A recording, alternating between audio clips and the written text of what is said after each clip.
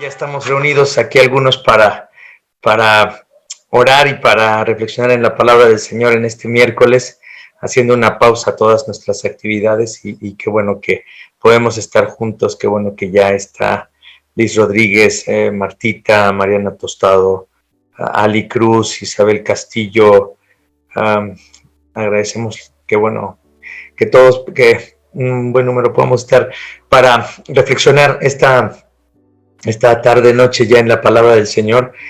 Espero no hacer mucho ruido con mi hojita que tengo aquí, porque la vez pasada estuve haciendo mucho ruido, pero bueno, a ver si me dices, ingeniero, si estoy haciendo mucho ruido. Y hoy quiero que reflexionemos en el texto que está en Proverbios capítulo 2, versículos del 1 al 7. Proverbios capítulo 2, del 1 al 7. Hoy vamos a hablar acerca de la fe inteligente.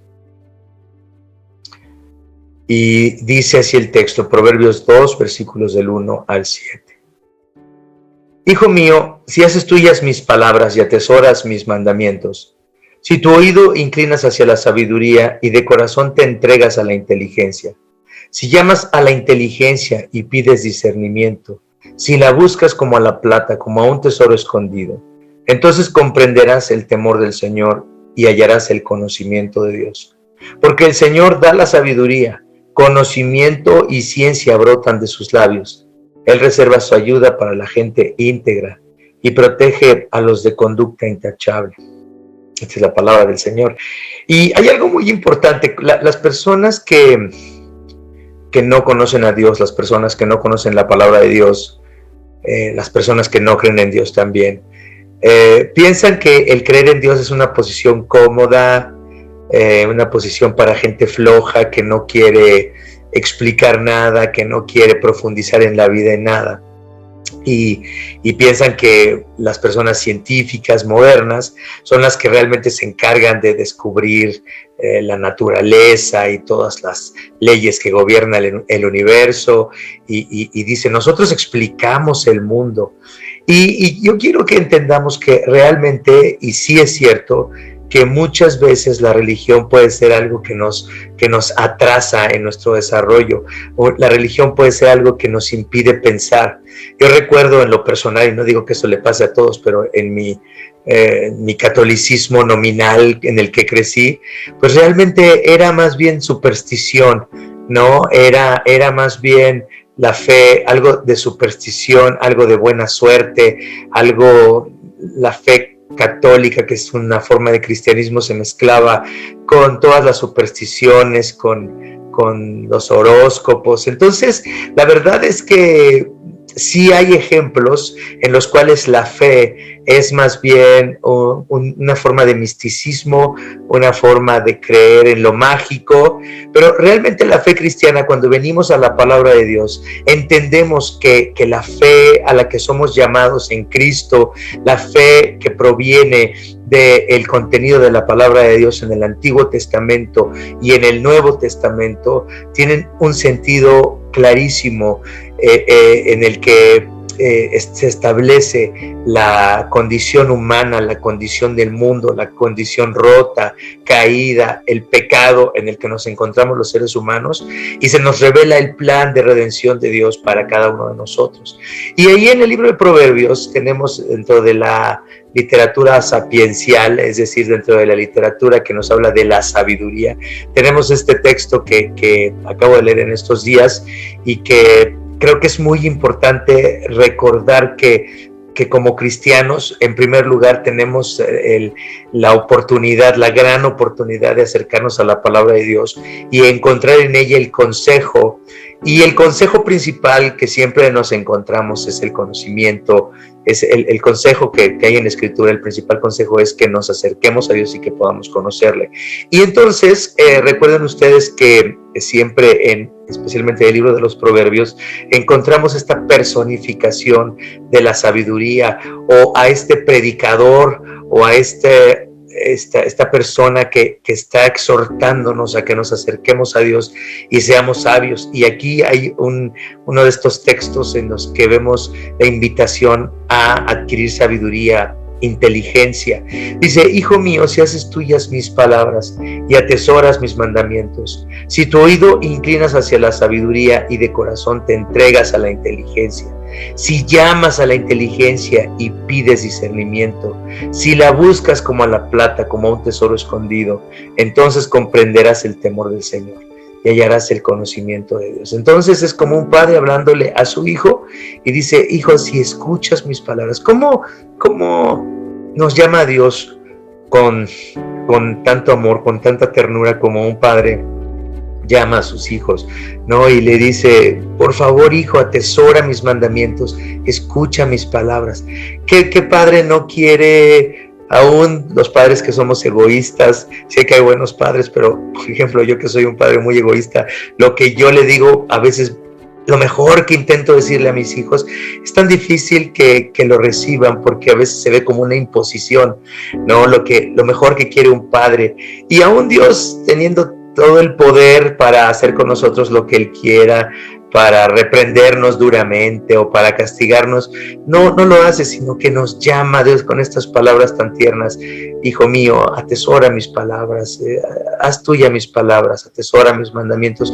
Dice, si tu oído inclinas hacia la sabiduría y de corazón te entregas a la inteligencia, si llamas a la inteligencia y pides discernimiento. Y aquí viene una parte importante de nuestra fe en la palabra de Dios, de la fe cristiana, que realmente Dios, ahora que ya hemos nacido de nuevo, que el Espíritu Santo nos ha despertado para entender que estamos necesitados del perdón de Dios, que estamos necesitados de ser reconciliados con el Padre Celestial, y que todo ese perdón y esa reconciliación solo son posibles por causa de Cristo, es decir, porque Él vivió la vida que no podemos vivir. Él murió la muerte que merecíamos por nuestros pecados, y ahí con su sangre derramada en la cruz y su cuerpo destrozado en la cruz por nosotros, ahí en esa cruz venimos, recibimos el perdón de los pecados y podemos acercarnos al Señor. Y ya entendiendo todas estas cosas, entonces la exhortación tiene mucho sentido.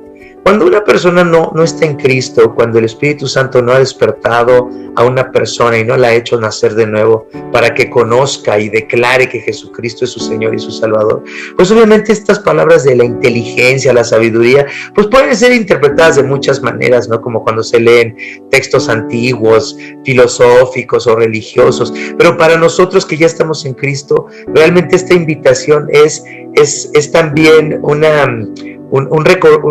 Dios nos recuerda, está recordándonos que ya como hijos de Él deberíamos de inclinarnos hacia la sabiduría, de entregarnos a la inteligencia, de llamar a la inteligencia, de pedir discernimiento, de orar por discernimiento, por sabiduría.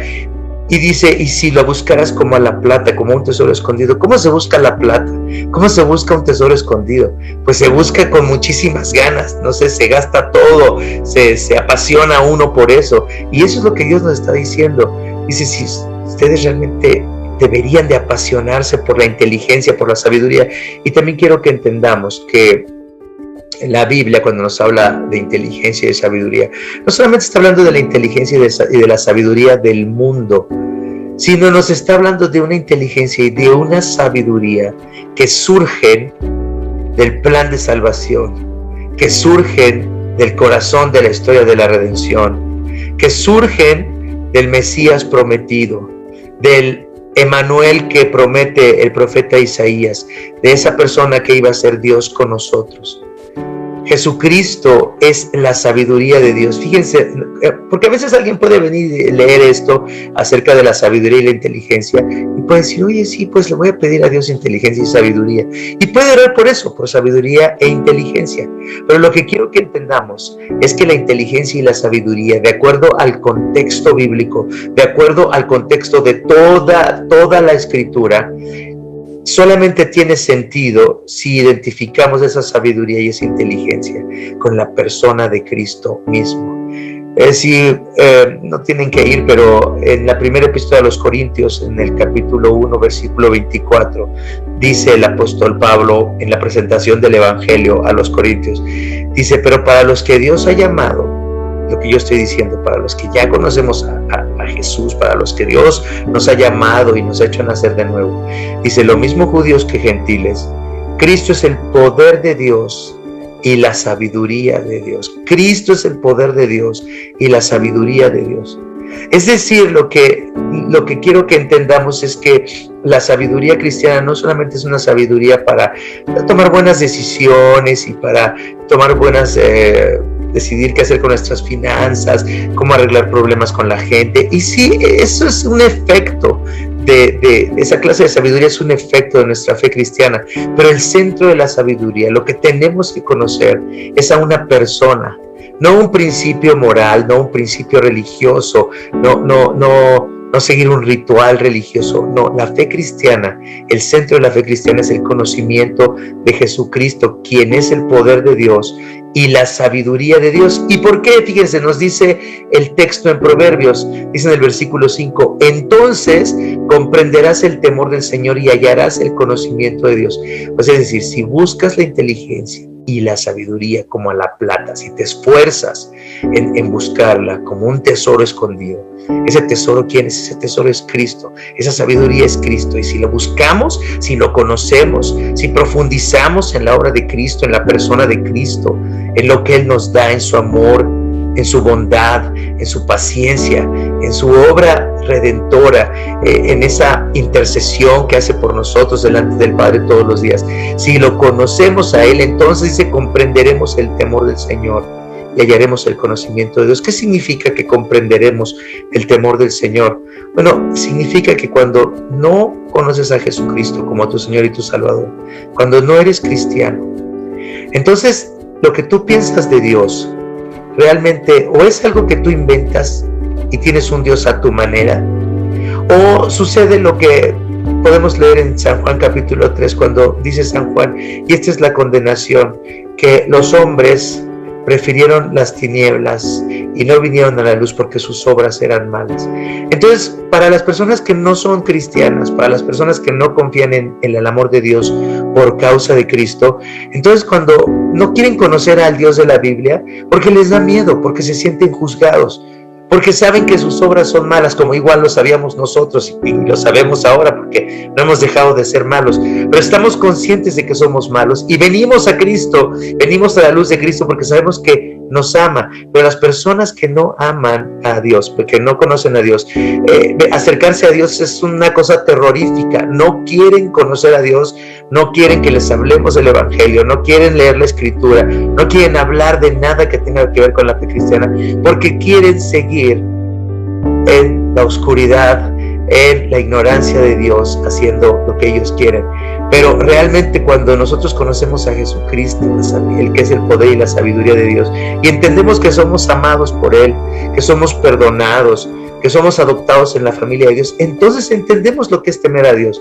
No es temer que nos juzgue y nos condene, es más bien venerarlo, honrarlo, querer vivir para Él de una manera en la que traigamos honra y gloria a su nombre. Ese es el temor de Dios, pero solamente lo podemos entender si estamos en Cristo. Si no estamos en Cristo, no se puede comprender qué es el temor de Dios. Y dice en el versículo 6 y 7, porque el Señor da la sabiduría, conocimiento y ciencia brotan de sus labios. Fíjense una cosa, hay un pensador que se llama John Lennox, es un matemático de la Universidad de Cambridge, y hay muchas personas que están en el área tecnológica o en el área matemática en todo el mundo, y cuando oyes hablar de esas personas tan inteligentes en el área científica o matemática, y los oyes hablar de su fe en Cristo, te das cuenta lo precioso que es la fe cristiana. La fe cristiana nos libera para apasionarnos por el conocimiento de todo lo que hay en el mundo, de toda la creación, de las matemáticas, de la ciencia, de la economía, de la salud, de el servicio a los demás. Es decir, yo creo que la fe cristiana, bien entendida, en lugar de hacernos personas supersticiosas, ignorantes, nos invita realmente a conocer el mundo que Dios ha creado, porque sabemos que estamos en buena relación con Dios. No tenemos miedo de conocer el mundo, porque sabemos que la ciencia y la fe no se contradicen. Y entonces podemos realmente, como una implicación de nuestra fe cristiana, desarrollarnos en todos los ámbitos de la vida. Podemos hasta entender cómo deberían de ser las relaciones que tenemos con los demás, en las que debemos de respetar a los demás, servirlos, cumplir con el mandamiento de amar al prójimo. Eso nos hace sabios. Entonces la fe cristiana bien entendida es una fe que nos hace capaces de desarrollarnos en el mundo y de vivir una existencia que trae honra y gloria a Dios. Dice en el versículo 7, y con eso termina: Él reserva su ayuda para la gente íntegra y protege a los de conducta intachable. ¿Quién podría acercarse al Señor sin necesitar ser íntegro y de conducta intachable? Por sí mismo, ¿quién podría decir yo soy intachable, yo soy íntegro?